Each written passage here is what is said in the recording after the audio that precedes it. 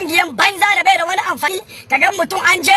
kasan Najeriya mutanen Ghana wa an je an doko mawaki wai wani mai waka wai sarkin waka a je a doko shi daga kasan Najeriya wa an ce sunan shi sarkin waka a je a kawo shi tun Najeriya a kawo shi Ghana a cika da mata da maza wai shi ne sarkin waka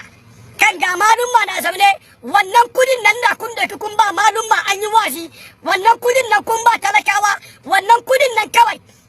ya solve muna a lot of problem cikin zangon community ba dokan wannan kudi ayi wannan kudin nan ga talakawa na jin yunwa a ja doko mutane wai sarkin waka shi wannan yake kira kanshi sarkin waka ma bai jin tsoro a sa mai suna wai sarkin waka to Allah shirar da mu da kai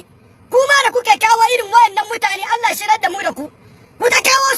su zo suna rawa wallahi da rawa haka da ka gangara cikin kabari Allah muke roko shirar da mu da ku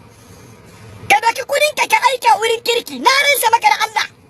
ran da mala'ikan mutuwa ya maka kip ko ya mini kip ko ya miki kip tun shagatakan da kika yi da shagatakan da ni da ki muka yi na rinsa da Allah ya fanshe duk wani shagataka ku ta kawowa kowa na cin karen shi ba babbaka cikin zango community kowa na ko menene a buga mudu a tada wan a ci kudin wan a ci filin wan a zage wan a shagiya a sai da wi a sai da tramo ka kare ka je gaban Allah ka ce wai kai malumma ne ba su yi bayani ba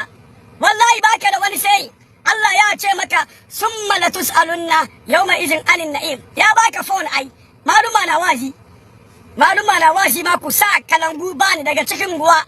ku buga kalangu kula disturb su cikin masallaci suna wazi Allah ya kare ran da ciwo ya kama ka kana kwance cikin daki ka regret in your life